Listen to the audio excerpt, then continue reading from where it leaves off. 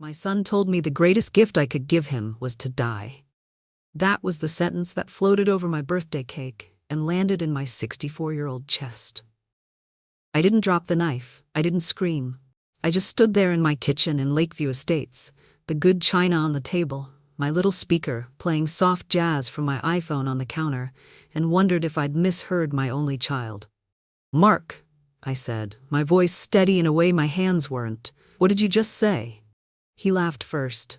That hurt almost more than the words. "Mom, come on," he said, waving his wineglass, relaxed and completely unaware that he'd just detonated something inside me. "I just mean, when the time comes, all this will finally be settled.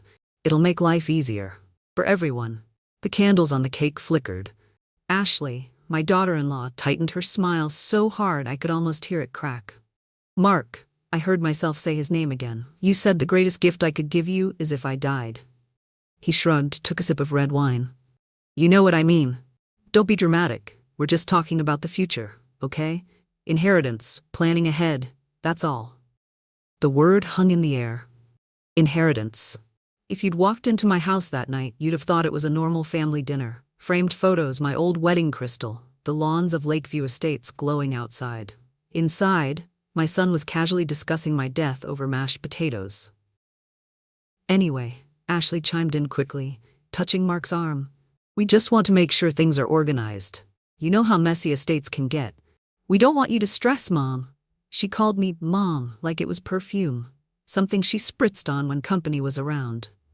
I pulled out my chair and sat down before my knees decided to give up on me. I'd spent the afternoon cooking, telling myself this birthday might finally feel a little less lonely. Instead, my own son had just told me, half joking, half truth, that my death was his idea of a clean solution. "Make a wish, Grandma," my granddaughter Lily chirped from the other side of the table. I looked at her, at the gap where her front teeth were still coming in. I leaned over the cake. 64 felt heavy on my back and in my heart. What do you wish for when your only child wishes you gone? I blew out the candles. Nobody noticed that my hands were shaking. We cleared the plates, made small talk, pretended nothing strange had happened. In my head, though, I was replaying one sentence over and over, like a song stuck on the wrong line. The greatest gift would be if I died. Maybe he was just tired. Maybe the wine was talking. Maybe I was being too sensitive. I tried on every excuse, none of them fitting right. After dessert, I walked into the hallway to hang up my cardigan and heard my name in a tone that made me stop. "Once she's in a facility, it's all easier to manage," Ashley was saying quietly in the kitchen. "In a what?" Mark hissed back. "We can't just shove her anywhere, Ash. Lakeview isn't cheap. You know that. And the house..." They went silent when a floorboard creaked under my foot. My son thought the greatest gift I could give him was dying. My daughter-in-law was already talking about a facility, and my signature was on every deed, every account, every document that made their future possible. That was the night I realized I might have to choose between being a good mother, the way they defined it, and surviving as a human being who still had a name and a beating heart. It was also the night I decided to stop pretending I didn't hear what they were really saying. The morning after my birthday, I woke up with that sentence still echoing in my ears. The greatest gift would be if you died.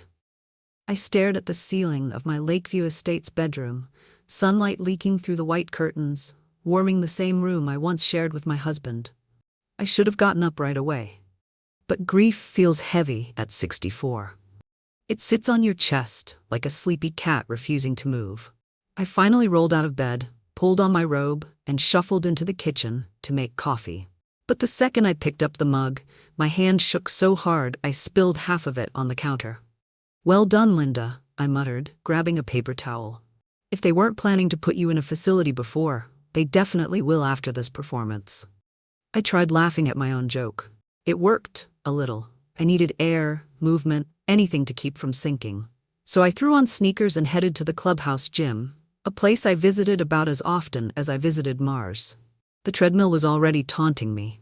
I stepped on, pressed a random button, and immediately regretted it when the belt shot forward at a speed apparently designed for Olympic qualifiers. "Whoa, okay, no, stop!" My arms pinwheeled, my ponytail flew. I was one misstep away from becoming a viral HOA security camera video. That's when a pair of strong hands grabbed the side rails and steadied the machine. "You all right there?" a warm voice asked. I looked up and saw him again. Gabriel Torres, the landscaper. The man who'd helped me yesterday when my tote bag ripped and half my groceries attempted a mutiny on the sidewalk. I'd tried to catch a falling lemon with my knee. I do not recommend it. Today he wore a simple gray t-shirt and work pants. Dirt on his boots but kindness in his eyes. "I swear it wasn't going that fast when I climbed on," I said, still trying to regain dignity. "I think it sensed weakness." He chuckled. "Machines here do that. They have egos." I laughed. Really laughed, for the first time since last night. Something about him made the air feel easier to breathe. When I stepped off the treadmill, gingerly like a baby deer discovering floor, he handed me my water bottle. Our fingers brushed, and I felt a pulse, tiny but real. I hadn't felt something like that in years. "You should start slow," he said. "Maybe a walk by the lake instead." "Are you offering to escort me so I don't end up in the water?" He grinned. "If you fall in, I'll pretend I don't know you. I don't swim before noon." I snorted so hard I almost choked. We ended up walking along the lakeside path, just 10 minutes, but enough for me to forget the bitterness stuck in my chest. He told me about his work, the roses he planted for the homeowners, his quiet apartment outside the gates. I told him I used to be a nurse and that I was trying to stay active. "Active almost killed me today," I added. He laughed again, hands in his pockets. Then it was worth it. When we parted, he lifted a hand in a casual wave. "See you around, Linda." I walked home feeling something strange, lightness. But the moment I opened my front door, that feeling evaporated. Because on the kitchen counter, left where I couldn't miss it, was a neat stack of papers my son had forgotten to take home last night. Budget plans, estate projections, handwritten notes, and one line circled twice in red: "Sell Lakeview house, pay debts plus reinvest, need her signature." My fingers trembled as I traced the circle. So it wasn't an accident, not the comment, not the facility conversation, not any of it. My life wasn't a life to them anymore. It was an exit strategy. I sank into a chair, heart pounding. Outside, children were laughing by the community pool. Inside, I suddenly felt older than ever. But then I remembered Gabriel's voice. "Machines have egos. Don't let them win." Well, neither would Mark, not this time. I didn't sleep that night. Every time I closed my eyes, I saw the red circle on that paper. Sell Lakeview house, pay debts plus reinvest. All that was missing was, and step 1, wait for Mom to sign. By the time morning came, I felt like a ghost haunting my own kitchen. I made myself a cup of coffee, decaf, because my heart was already beating like a marching band, and sat at the dining table flipping through the papers again. My son's handwriting hadn't changed since high school. Big, messy letters, always leaning forward like they were running ahead of the truth. My phone buzzed. A text from Mark. "Morning, Mom. Forgot some documents yesterday. No worries, just review and sign when it can." Review and sign. So casual, like I was confirming a package delivery, not signing away my life. I needed answers. Real ones. Not his sugar-coated explanations. So I showered, put on a clean blouse, grabbed my tote bag, and paused in the mirror. The bag under my left eye was so dark, I looked like I'd been in a bar fight. For a second, I wondered if Mark would use it as evidence of my declining health. "Linda," I told my reflection, "pull yourself together. You're not dying yet." I added a bit of blush. It helped, minimally. The advisor who almost ate me alive. Mark had recommended a financial advisor a few weeks ago. At the time, I thought he cared. Now I thought, maybe he cared too much. Still, I needed to know what exactly they'd been planning. The office was in a nice building downtown. Glass lobby, expensive plants that probably cost more than my first car. I stepped into the elevator, pressed the wrong floor, and found myself in a senior yoga class. Everyone stared at me like I had walked into a cult meeting. I think I'm in the wrong place," I whispered. An elderly man in bright yellow leggings said, "Join us." "We're doing hip circles." I hit the closed door button so fast the elevator practically yelped. When I finally entered the correct office, a man in a sleek suit smiled too wide, like a shark who'd read a book on customer service. "Mrs. Miller, please sit. I reviewed your portfolio. Very impressive." "Thank you." I said, settling into the chair that was suspiciously low, like they wanted me to feel small. He clicked through slides on a tablet. Your son is right to simplify your estate. You're entering a stage of life where cognitive decline becomes an issue. Happens to everyone. Not to me, I said. He continued as if he hadn't heard. If you sign these documents, Mark will be able to manage everything. Bills, property, medical decisions. I froze. Medical decisions? Routine things, he said lightly. It's better when someone younger is in charge. Younger. The word stabbed deeper than I expected. Younger didn't mean wiser. Younger didn't mean kinder. Younger meant, you're old. Sit down. Let someone else take your life from here. I felt heat rising in my chest. I'd like copies of everything. Of course, he said, but his smile shrank a little. And I'm not signing anything today. That smile disappeared altogether, the unexpected lifeline. When I walked out of the building, my legs were trembling so badly I almost sat on the sidewalk. Instead, I reached for the nearest thing that could steady me, a Starbucks iced latte. Yes, I know caffeine is terrible for anxiety, but survival requires sacrifices. I sat on a bench outside, sipping slowly, trying to gather my thoughts. That's when someone stepped into my view. Rough day? It was Megan, the lawyer I'd once known years ago when she was my patient. Sharp tongue, sharper mind. I blinked. How did you know I was here? I didn't. I just know that face. It's the someone is about to screw me over face. I let out a shaky laugh. Then you're very perceptive today. Walk with me, she said. Tell me everything. We moved down the sidewalk, and as I explained the papers, her expression hardened. When you're done, she said finally, you're bringing every document you have to my office. Your son isn't just ungrateful, Linda. He's preparing a legal cage. A legal cage. The words chilled me. She rested a reassuring hand on my arm. Good news is, cages can be broken, but you have to act before they close the door.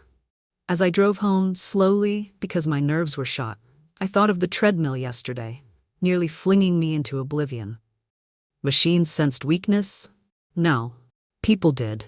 And it was time to stop letting them. The next morning, I walked into Megan's law office carrying a tote bag so heavy it nearly dislocated my shoulder. I'd stuffed everything inside. Bank statements, old wills, random envelopes Mark told me to just sign, and at least 4 packets of forms I didn't remember receiving. Planning to move in? Megan joked as I waddled through the door. This is my entire life, I said. On paper. Then let's see who tried to rewrite it. Her office smelled faintly of peppermint and legal panic. Papers everywhere. Books stacked in unstable towers.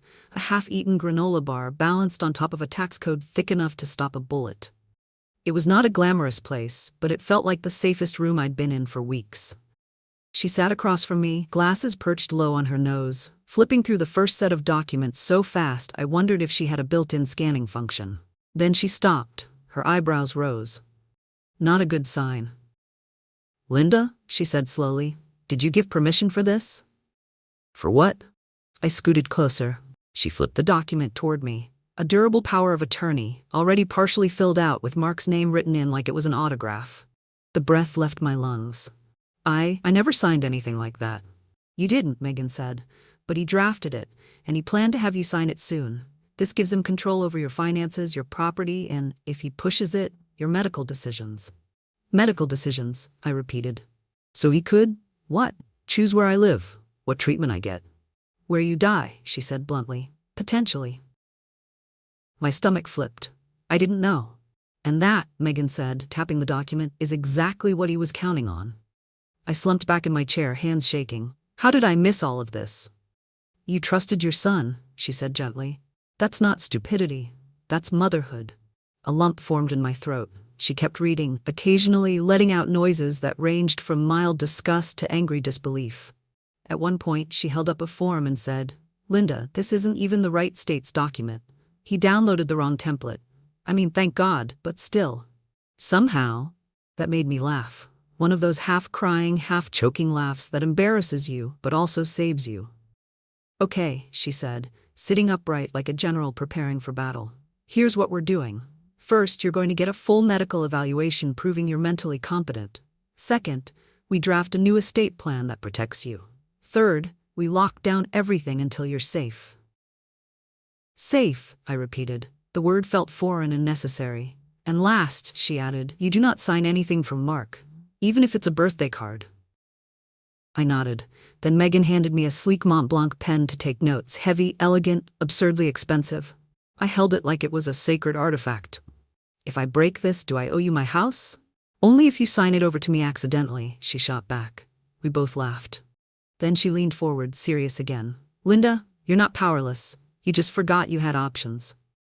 Something loosened inside me, like a knot slowly unraveling. As I packed up my papers, Megan placed a hand lightly on my shoulder.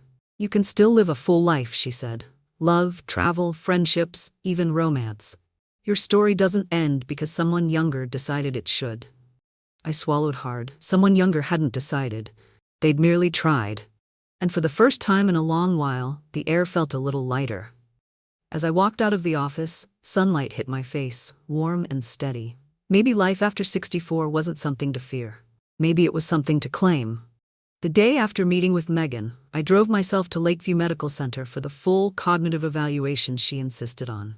I'd spent my whole life caring for other people, patients, husband, son, and yet somehow, walking into that clinic felt like the first time I was taking care of myself. The nurse handed me a clipboard. Just basic cognitive questions, she said sweetly. Don't stress. Stress? Oh no, I'm only here because my son's trying to replace me with a legal filing cabinet. She blinked at me. I blinked back. Then she quietly slid me a peppermint candy, like she could sense I needed emotional sugar. They ran memory tests, reflex tests, problem-solving exercises. At one point, the doctor asked me to draw a clock. I said, will you judge me if mine looks like a potato with numbers? He said, only if you put the numbers in alphabetical order. I laughed so loud a man in the hallway peeked in. In the end, the results were clear. My mind was perfectly healthy. A little anxious, a little sleep-deprived, but nowhere near cognitively declining. Which meant Mark's plan depended on me being clueless, not incapable. I walked out of the clinic lighter, not happy, just untangled. As I crossed the parking lot, someone honked. I turned, and there he was, Gabriel, in his old pickup truck, windows down, elbow resting casually on the door. The breeze ruffled his shirt and made him look like the cover of a landscaping magazine. Hey, he called. You breaking out of the hospital, or just visiting? I passed my cognitive exam, I said. I am officially still allowed to remember who I am. Well, he grinned, I could have told them that. I lifted a brow. Based on what? Based on yesterday, when you called the treadmill Satan on wheels. Only a sharp mind comes up with that. I burst out laughing. God, I needed that. He gestured to the passenger seat. Want a ride home? I'm headed back to Lakeview. I hesitated. Not because I doubted him, because I doubted me. I hadn't ridden in a man's truck in years. My heart felt like it needed to fill out a permission slip. But then he said softly, it's just a ride, Linda. So I opened the door. His truck smelled like cedar and fresh soil. There was a small cactus sitting in the cup holder. Its name, apparently, was Miguel. I didn't ask. I respected both of their journeys. We drove past the lake, the neat lawns, the white stone gates of our community. The sun was warm on my arm. For a moment, I forgot the mess waiting at home. Rough week? He asked gently. My son might be trying to legally smother me, I said. So average Thursday. He glanced at me, half concerned, half amused. If you need help burying a body, I have a shovel. I snorted. At this age, Gabriel, I can barely bury a houseplant. Then we'll start small, he said. There was a pause, comfortable, warm. Something quietly bloomed in that silence. When he pulled up in front of my house, he didn't rush to say goodbye. He walked me to the door, hands in pockets. You should rest, he said. You look tired. Tired, I repeated. Not old? He shook his head. No. You look like a woman who's been carrying more weight than she should. My breath caught, not from romance, but from recognition. He saw me, not the mother, not the widow, not the inheritance, just me. Thank you, I whispered. As I stepped inside, I nearly tripped on an Amazon package. I'd forgotten I ordered new sleepwear after Megan told me to start doing something for yourself. I picked up the box, cheeks warming. Gabriel noticed. Big plans for the weekend? None I'm willing to confess to in my doorway, I said. He laughed. Fair enough. See you around, Linda. And when he walked away, I realized something terrifying and miraculous. For the first time in years, I wasn't scared of what came next. 2 days after my medical exam, just when I'd begun to breathe like a normal human again, my phone lit up with a message from Mark. "Dinner at our place tonight? We want to apologize properly." "Properly," I muttered. "Should I bring my own coffin? Or will they provide one?" Still, part of me hoped that maybe he hadn't meant what he'd said, that maybe I'd wake and find out this whole nightmare was just a misunderstanding wrapped in bad timing and worse wine. So I dressed nicely. Not for them, for me. A soft cream blouse, black slacks that miraculously still fit, a touch of perfume I hadn't used since my husband passed. I even curled my hair, which backfired because I burned one fingertip, yelped, dropped the curling wand, and nearly set the towel on fire. Fabulous start, I told myself in the mirror. Mark and Ashley lived in a modern suburban house with more decorative pillows than seating space. Every time I visited, I felt like I needed permission just to sit down. Ashley opened the door with a smile so bright it could have competed with their recessed lighting. "Linda, come in, she chirped, pulling me into a hug that lasted exactly 1 second too long. Just long enough to memorize my perfume for gossip later. The dining table was set beautifully. Candles, real linen napkins, plates arranged like we were being photographed for a magazine. This wasn't an apology. This was a performance. Mark appeared carrying a bottle of wine. "Mom," he said warmly, "I'm really glad you came." I waited for his eyes to soften. They didn't. We sat, we ate, we talked about safe, boring things, weather, Lily's school, HOA fees rising again. Ashley complained about Amazon packages going missing. Mark complained about traffic. No one complained about the elephant in the room, wearing my blouse and trying not to shake over the salad bowl. Finally, Ashley placed her fork down. "Linda, we really are sorry about the other night." My heart fluttered, pathetically hopeful. "It was insensitive," she continued. "We just want your future to feel secure." Mark nodded. "Exactly. And that's why we've been researching options." There it is, I thought, the hook behind the hug. "Options?" I asked carefully. Ashley slid a glossy brochure across the table.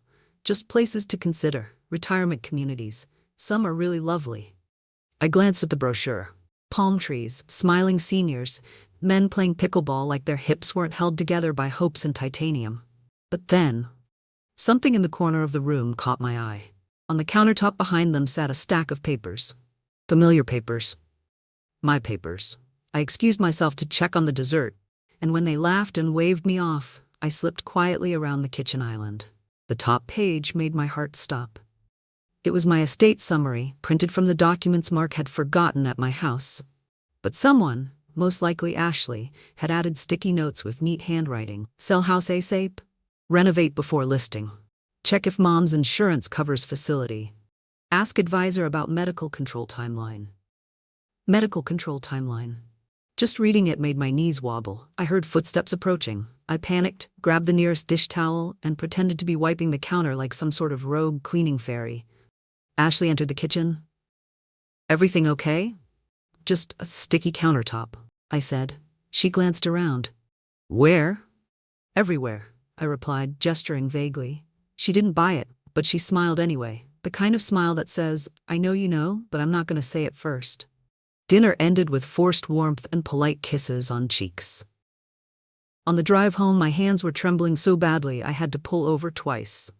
I sat there in my parked car beneath the Lakeview street lamps, staring at my reflection in the rearview mirror. They weren't just thinking about inheritance. They were planning, strategizing, scheduling. I was not part of their future. I was an obstacle in it.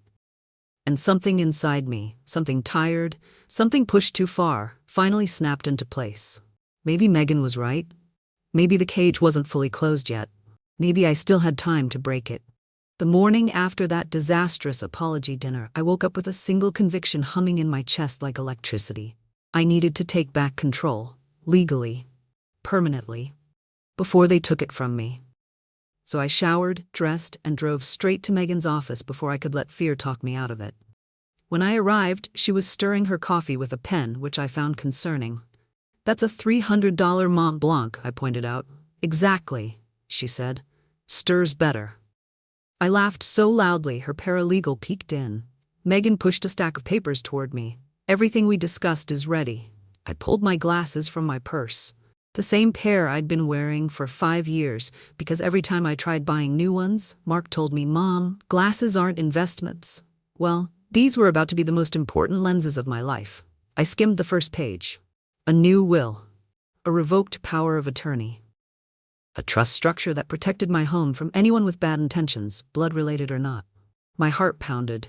This was no longer theory. This was action. "You sure?" Megan asked softly. I hesitated. Not because I doubted the decision, but because this was the moment I stopped being the mother who waited for her son to love her properly. "I'm ready," I said, "then sign." She slid the Mont Blanc toward me. I held it, feeling the weight, heavy, solid, like truth. Just as I was about to sign, the pen slipped out of my fingers, flew across the desk, bounced off a law textbook, and landed in Megan's coffee. We both froze. Then Megan deadpanned, "Well, it's officially baptized." I burst out laughing, shoulders shaking, tears at the edges of my eyes. Grief and humor always seemed to arrive together in my life. Megan fished out the pen with a wooden stir stick, wiped it off on a free legal pad, and handed it back like nothing had happened. "Try again," she said. This time my signature landed exactly where it needed to be. Line after line, page after page. Every stroke felt like reclaiming a piece of myself. When I finished, Megan gathered the documents carefully, almost ceremonially. "It's done," she said. "Mark no longer has any automatic claim, and if he tries to challenge it, he'll lose." I exhaled, slow, shaky, but full. "So, what now?" I asked. "Now," she said, "you live and you do something for yourself. Something that has nothing to do with Mark." I considered that. Then I remembered the Amazon package by my door, still unopened. The sleepwear I ordered after convincing myself I deserved softness, even at 64. Megan must have seen something shift in my eyes because she leaned back and smirked. There she is. As I drove home, the sky over Lakeview Estates was a soft blue, the kind that makes everything feel a little less sharp. I pulled into my driveway and nearly tripped on 2 more packages I didn't remember ordering. Wonderful. Past me had apparently been emotionally unstable and near a buy now button. I carried everything inside, kicking the door closed behind me. Just then, a familiar voice called, "Need a hand?" Gabriel was standing on the walkway, holding a rake, sweat on his forehead, sun catching in his hair.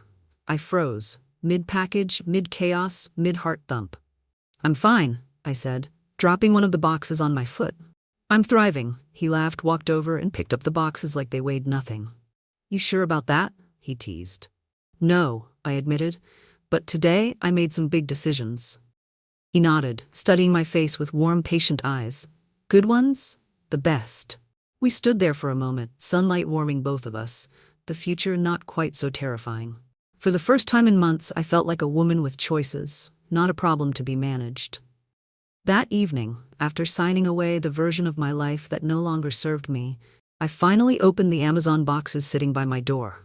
I carried them into my bedroom, kicked my shoes off, and sat on the edge of the bed like a teenager who'd just received forbidden mail.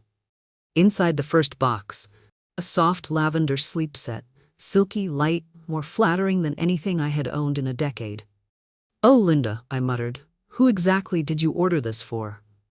The second box contained lotion, scented gently like vanilla, and something else, something hopeful. I hadn't bought anything feminine for myself since before my husband died. For a moment, I just pressed the bottle to my chest. Maybe Megan was right. Maybe I was overdue for a life that wasn't built around someone else's needs. I showered, changed into the lavender sleep set, and caught a glimpse of myself in the mirror. My curves weren't what they used to be. My skin wasn't as tight as my memories. But I didn't look invisible. I looked alive. Then came the knock. 3 soft taps on the front door. My heart jumped like it was 16. I grabbed a robe, wrapped it loosely, and opened the door. There stood Gabriel, hair damp from the drizzle, holding an umbrella and a plastic container. "Rain's picking up," he said with a shy smile. "Thought you might want company, and stew. I made too much." I blinked at the container. This is either the sweetest gesture or a very elaborate poison plot. "If I wanted to poison you," he said, stepping inside, "I wouldn't bring stew. I'd bring muffins. No one suspects muffins." I laughed, loud enough that my porch light flickered like it was amused too. We ended up in my living room, the lights low, rain tapping on the windows as if trying to join the conversation. I microwaved the stew, which smelled amazing, and we sat on the couch with 2 bowls and a shared blanket draped over our legs. He glanced at me. Rough day? Rough week, I corrected. But today, I signed papers that make sure my life stays mine. He nodded slowly, pride flickering in his eyes. Good. You deserve that. I took a spoonful of stew and nearly moaned. Oh my God, what did you put in this? Love, he said dramatically. I choked on a carrot. He thumped my back with the gentleness of a large, affectionate bear. When I stopped coughing, he added, just kidding. It's garlic. We both laughed until our eyes watered. Then the laughter faded into something softer. Rain pressed against the windows like a curtain being drawn around us. The house felt warm, safe, suspended outside of time. Gabriel set his bowl down. Linda, can I ask you something? My pulse answered before I did. Yes. Do you ever let someone take care of you, even a little? I hadn't realized it until that moment, but the answer was no. I'd taken care of everyone. Mark, my patients, my late husband. My entire life had been a service rendered. I'm learning, I whispered. He reached out, brushing a strand of hair behind my ear. His touch wasn't hesitant, it was reverent, like he'd wanted to do it for a while. I felt my breath catch, warm and shaky. You're beautiful, he said softly. I snorted. I'm 64. And, he breathed, I'm not complimenting your birth certificate. I laughed so hard I snorted again, loudly. He grinned. That sound? Music. The rain grew heavier outside, but inside everything slowed. Quiet, intimate, undeniable. We leaned into each other, the warmth between us deepening until his forehead touched mine, his breath mingling with mine. For the first time in years, I didn't flinch from closeness. I leaned toward it, not into the past, into the possibility of a future that belonged to me. That night, the rain never stopped. Neither did the feeling that my life, my real life, had just begun again. The morning after that rain-soaked, soul-warming evening with Gabriel, I woke up feeling lighter than I had in years. I made myself tea, sat by the window, and opened my Kindle to a chapter I'd been rereading from Women Who Run with the Wolves. For the first time, the words didn't feel like theory. They felt like me. But peace in my life never lasted long. At exactly 9:17 a.m., my doorbell rang. Not once, not twice, but 5 consecutive times. Only one person rang a doorbell like they were trying to exorcise it. I opened the door to find Mark, red-faced, chest puffed out like an angry pigeon. We need to talk, he snapped. Good morning to you too, I said, sipping my tea. Would you like some? It might help your face. This isn't funny, Mom. Then why am I already laughing? He pushed past me into the living room. He didn't even notice the blanket still draped on the couch from last night, the one that still smelled faintly like Gabriel's cedar cologne and rain. Mark dropped a thick envelope onto the coffee table. Explain this. I didn't touch it. You first. You changed your will, he said. You revoked power of attorney. You locked the house under a trust I can't access. His voice cracked with outrage. Do you understand what you've done? I lifted my brows. Saved myself? This is insane, he shouted. Ashley and I are trying to help you. Oh, is that what the sticky notes on my estate summary were for? I asked. Sell the house ASAP? Check insurance coverage? Timeline for medical control? He blinked, caught off guard. He hadn't expected me to have receipts. Literally. You went through my papers? He demanded. They were sitting on your counter, I said, in plain sight, next to your very mismatched set of salt and pepper shakers. Mom, he said, pinching the bridge of his nose, you're overreacting. You told me, I said slowly, the greatest gift I could give you was dying. He opened his mouth, closed it, opened it again. For a moment he resembled a malfunctioning goldfish. That was a joke. So is your financial planning, I shot back, but I don't see anyone laughing. His face turned crimson. Listen carefully, he said. Ashley and I are worried about your mental state. You sign things without consulting us. You're making reckless choices. Reckless? I laughed. You tried to hand me over to a financial advisor who thought a facility should manage my future. That's not what he meant. He said I was approaching cognitive decline. Mark hesitated. Well, you are getting older, I gasped theatrically. Alert the media. A 64-year-old woman has wrinkles. Call NASA. Mom, he growled. Stop. No, I said, standing tall. I'm done stopping. I'm done shrinking. I'm done letting you talk to me like I'm an inconvenience you're waiting to reschedule. He stepped closer, lowering his voice. Undo the documents. No. Mom. No. If you don't, he warned, I'll challenge it legally. I'll say you weren't of sound mind. Oh, sweetheart, I interrupted gently. I had a full cognitive exam 2 days ago. I passed with flying colors. Would you like a copy? I can frame it. The look on his face was priceless, somewhere between horror and constipation. You got tested, he whispered. Behind my back? I tilted my head. Behind your back? Oh, darling, I did it for my back, because you and Ashley were crawling all over it.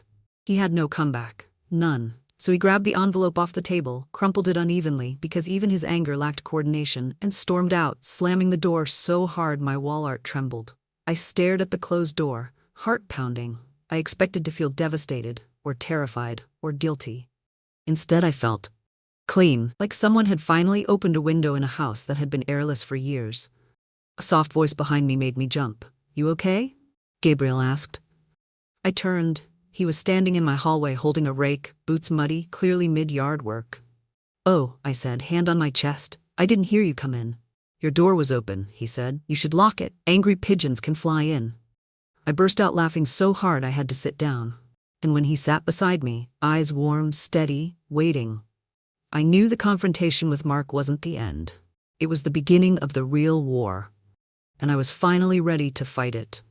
The day after Mark stormed out of my house like a poorly scripted tornado, I woke to an email from Megan. Subject line, you might want to sit down before reading this.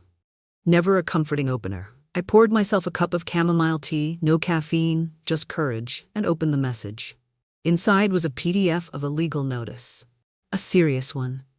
Mark had been flagged in an ongoing investigation. Fraudulent investment solicitation, falsified documents, and potential misappropriation of funds. My son hadn't just been planning to take my house, he'd been planning to use it as a lifeboat for his crimes. I whispered to the empty kitchen. Unbelievable. Just then, a knock on my door made me jump so high I nearly spilled my tea on my robe. It was Gabriel, holding muffins. I bring peace offerings, he said. Also, carbs. You know, I said, stepping aside. Yesterday you jokingly said muffins were perfect for poisoning people. He shrugged. Then you'll just have to trust me. I laughed despite my nerves. He set the muffins on the counter, then looked at me more closely. You okay? I handed him my phone with the investigation notice. His mouth tightened. Linda, this isn't small. No, I said softly, and it means he'll probably come after me twice as hard. Gabriel placed a hand on my shoulder. Not possessive, not dramatic, just steady. Then you won't face it alone. Later that afternoon, Megan called. We need to meet, today. Her office felt different this time. Not chaotic, not overwhelming. More like a war room. She pulled up documents on her MacBook Pro, eyes sharp. Mark is in trouble, big trouble. His partners have already started flipping on him. There's talk of an arrest warrant.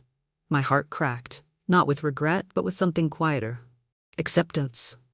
Megan continued, he may try to argue that your changes to the estate were made under duress or confusion, but your medical exam destroys that angle.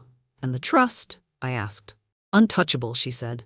He can't use your home as collateral. He can't sell it. He can't drag you into his case as an asset. Legally and emotionally, you're free. I exhaled shakily. So the cage really is open. The cage, Megan said, smirking, is on fire. That evening, I walked through Lakeview Estates like I was seeing it for the first time. The trimmed lawns, the soft gold of sunset on the lake, the sound of sprinklers ticking in the distance. For once, I wasn't walking as a mother carrying guilt. I was walking as a woman who had survived betrayal and reclaimed her life. I stopped by the clubhouse cafe for a latte. The barista, a boy barely 20, said, Love your scarf, ma'am. Ma'am. God help me. Thank you, I smiled anyway. It's older than you, but it's holding up nicely. He laughed. Like all the good things. I walked out feeling lighter. When I reached home, the porch light was already on. Gabriel was sitting on the steps, hands folded, waiting like he'd been part of this house forever. How did it go? He asked. It's over, I said. He'll face consequences, the real kind. Gabriel nodded, his eyes full of understanding instead of judgment. I'm sorry. I'm not, I admitted. For once, the universe got it right. He stood, stepped closer, and brushed a hand against my cheek. You look peaceful. I feel peaceful, I whispered. Maybe for the first time. Good, he said softly. Because peace looks beautiful on you. I felt warmth bloom in my chest. Not fear, not anxiety, but something wonderfully alive. The kind of feeling that wasn't about age or history or duty. The kind of feeling that said, you still have chapters left, and they can be joyful. I leaned into him, letting the quiet evening wrap around us like a promise. For the first time in my 64 years, I finally understood. Surviving isn't the same as living. And living isn't just for the young. It's for anyone brave enough to choose themselves. 3 months after everything fell apart and then quietly fell back into place, I found myself standing on the back porch of my Lakeview home, watching the sunrise spill over the lake like warm honey. The birds were louder than my thoughts for once, and that alone felt like a small miracle. Mark had been arrested 2 weeks earlier. Not in a dramatic, handcuffed on the front lawn way, thank God. I didn't want neighbors whispering at the HOA pool. Instead, it was calm, procedural, the kind of justice that arrives with paperwork and consequences instead of shouting. I didn't attend the hearing. I didn't need to. For the first time in my life, his choices weren't my responsibility. I'd spent decades believing that motherhood meant absorbing every mistake, every burden, every storm. But as I stood under the morning sun, wrapped in a soft cardigan and holding a cup of coffee, I realized something I should have known long ago. Love doesn't mean self-sacrifice to the point of disappearance. It means seeing yourself as a life worth protecting. Behind me, the sliding door opened. "Morning," Gabriel said, stepping outside and wrapping his arms around my waist. His touch was warm, familiar, unhurried, like he wasn't afraid I'd slip away. "Morning," I whispered back. His chin rested gently on my shoulder. "Did you sleep well?" "Well enough," I said. He snored. He laughed softly. Then I slept well too.